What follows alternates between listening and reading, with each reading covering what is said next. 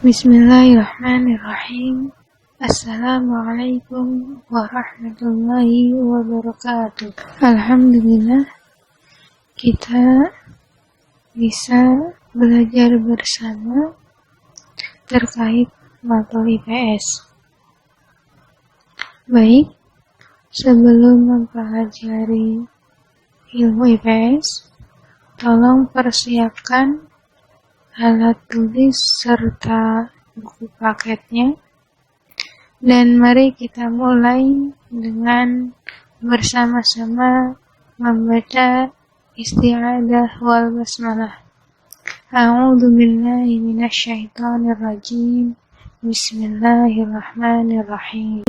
Huwallazi anzala minas samaa'i ma'an lakum minhu syarabun wa minhu syajarun fihi tusimun yunbitu lakum bihi az-zar'a waz-zaytuna wan-nakhila wal-'anab wa min kulli ats-tsamarat inna fi dzalika la'ayatan liqaumin yatafakkarun.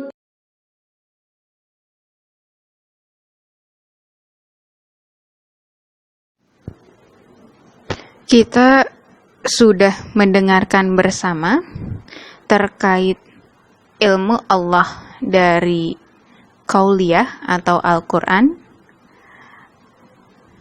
yaitu surat An-Nahl ayat 10 dan 11.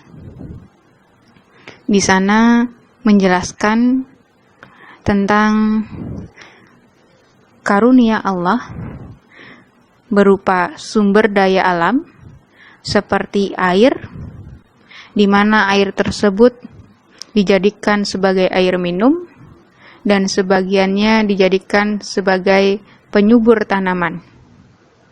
Kemudian tanaman tersebut dijadikan makanan untuk hewan ternak. Dan di ayat 11-nya Allah menjelaskan lebih detail lagi terkait manfaat air yang bisa menyuburkan dan menumbuhkan tanaman-tanaman seperti zaitun, kurma, anggur, dan segala macam buah-buahan. Di surat An-Nahl ayat 10 dan 11 ini menjelaskan terkait dengan karunia Allah. Nah, untuk sekarang kita bersama-sama belajar mengkaji ilmu Allah melalui ciptaannya atau kauniyahnya. Untuk itu, pada kesempatan kali ini kita akan belajar tentang potensi sumber daya alam benua Asia dan benua lainnya. Benua Asia. Benua Asia memiliki sumber daya alam dari bidang pertanian, perkebunan, pertambangan, dan perikanan. Hasil pertanian merupakan hasil yang dominan, di mana hasil utama dari pertaniannya yaitu tanaman padi dari Asia Tenggara dan gandum dari Asia Tengah. Sumber daya alam di bidang perkebunan yang menjadi komoditas ekspor yaitu teh, gula, karet, dan kelapa. Asia Tenggara juga merupakan penghasil buah-buahan tropis seperti mangga, pepaya, dan nanas. Selain hasil pertanian dan perkebunan, benua Asia juga menghasilkan pertambangan seperti aluminium, emas, timah, batu bara, biji besi, kromium, mangan, dan tembaga.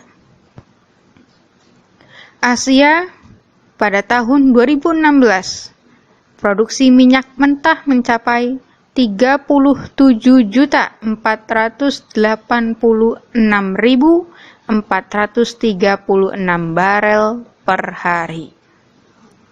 Di bidang perikanan, negara Asia menjadi 6 dari 10 negara penghasil ikan di dunia. Negaranya yaitu Tiongkok, Indonesia, Jepang, India, Filipina, dan Myanmar. Benua Amerika. Amerika Serikat merupakan negara pertanian terbesar di dunia, di mana hasil pertaniannya bisa diekspor ke mancanegara. Adapun jenis pertanian yang menjadi komoditas ekspornya yaitu gandum, kacang kedelai, beras, kapas, dan tembakau. Selain itu juga, Amerika Serikat di bagian tengah merupakan penghasil jagung, Amerika Serikat bagian selatan penghasil kopi, coklat, tebu, nanas, dan pisang, dan Amerika Serikat bagian utara berpenghasilan jagung, jeruk, gandum, dan sayuran. Selain sumber daya alam di bidang pertanian, Amerika Serikat pun memiliki sumber daya alam di bidang peternakan. Di wilayah tengah menghasilkan sapi, di wilayah selatan menghasilkan ilama dan alpaka, di mana bulu ilama dan alpaka ini dijadikan sebagai benang wol. Amerika Utara pun menghasilkan sumber daya alam di bidang pertambangan, seperti minyak bumi, gas alam, batu bara, biji besi, tembaga, dan timah. Selain sumber daya alam di bidang pertanian, peternakan, pertambangan, Amerika pun memiliki sumber daya alam di bidang perikanan, di mana Amerika Selatan memiliki sumber daya ikan yang besar. Sekitar 45% produksi ikan di dunia yaitu berasal dari wilayah Amerika Selatan.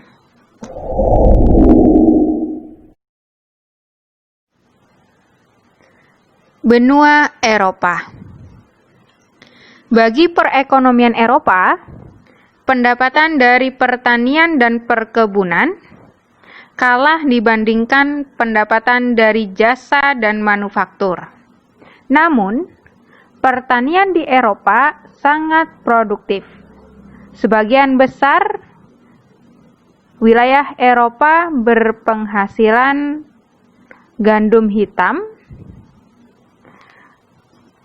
kemudian gandum putih dan kentang,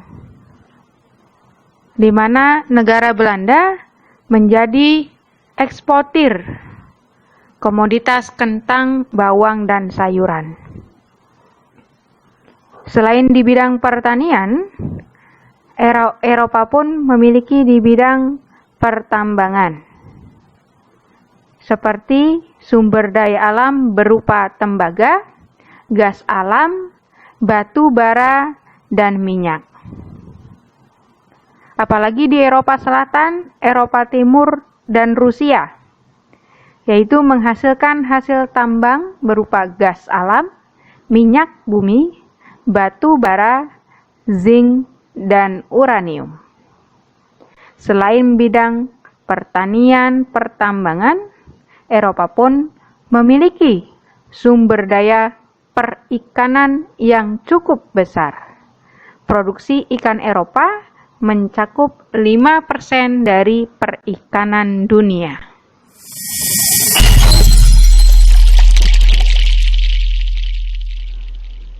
Benua Afrika. Pertanian memiliki peran penting di benua Afrika. Wilayah yang berbeda membuat hasil pertanian utama pun berbeda. Tapi Afrika terkenal dengan penghasil terbesar biji coklat. Selain itu juga, Afrika dijadikan sebagai komoditas ekspor berupa kapas, teh, kopi, ketela, kacang, minyak sawit, dan kayu dari hutan. Selain memiliki sumber daya alam di bidang pertanian dan perkebunan, benua Afrika pun memiliki sumber daya alam di bidang pertambangan dan perikanan. Di bidang pertambangan, benua Afrika memiliki cadangan besar sumber daya alam termasuk minyak bumi, gas, batu bara, emas, uranium, dan perak. Sumber daya alam mineral berupa tembaga dari Kongo dan intan dari Sierra.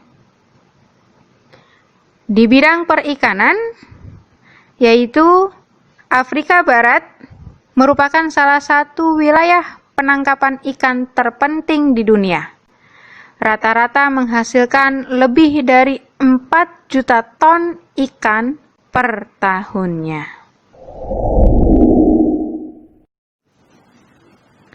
Benua Australia. Potensi hasil hutan Australia cukup besar, sehingga menghasilkan industri hasil hutan yang cukup besar pula. Produksi hasil hutan antara lain kayu potong, kayu panel, kertas, dan serpih kayu. Industri kayu Australia mengambil keuntungan dari kebijakan perkebunan pohon yang menghasilkan kayu hingga 14 kali lebih banyak per hektar dibanding dari hutan asli. Pohon yang ditanam mencakup pohon yang cepat tumbuh, seperti eukaliptus dan pinus. Di bidang pertambangan, Australia merupakan penghasil opal dan eksportir terbesar batu bara di dunia. Selain itu juga, Australia dan Selandia Baru menghasilkan pertambangan seperti biji besi, nikel, uranium, intan, perak, emas, dan minyak mentah. Di bidang perikanan, Australia memiliki potensi sumber daya alam laut berupa perikanan yang cukup besar. Hasil laut mencapai sekitar 2/3 produksi perikanan negara Australia. Selain itu juga, di dalam perikanan, benua Australia memiliki komoditas ekspor seperti ikan salmon, lobster, udang, cumi, dan ikan musel. Jazakumullah khairan katsiran atas perhatiannya. Semoga kakak bisa memahami apa yang Ustazah sampaikan. Mohon maaf atas kekurangan dan salah ucap. Ya. Begitu, mari kita akhiri dengan membaca hamdalah dan doa kafaratul majlis. Alhamdulillahirabbil alamin. Subhanaka Allahumma wa bihamdika asyhadu an la ilaha illa anta astaghfiruka wa atubu ilaik. Baik, karena kegiatan belajar mengajar sudah selesai, jangan lupa kerjakan tugasnya. Nanti untuk pengisian tugas linknya menyusul. Terima kasih. Wallahu muwaffiq ila aqwamit thoriq. Wassalamualaikum warahmatullahi wabarakatuh.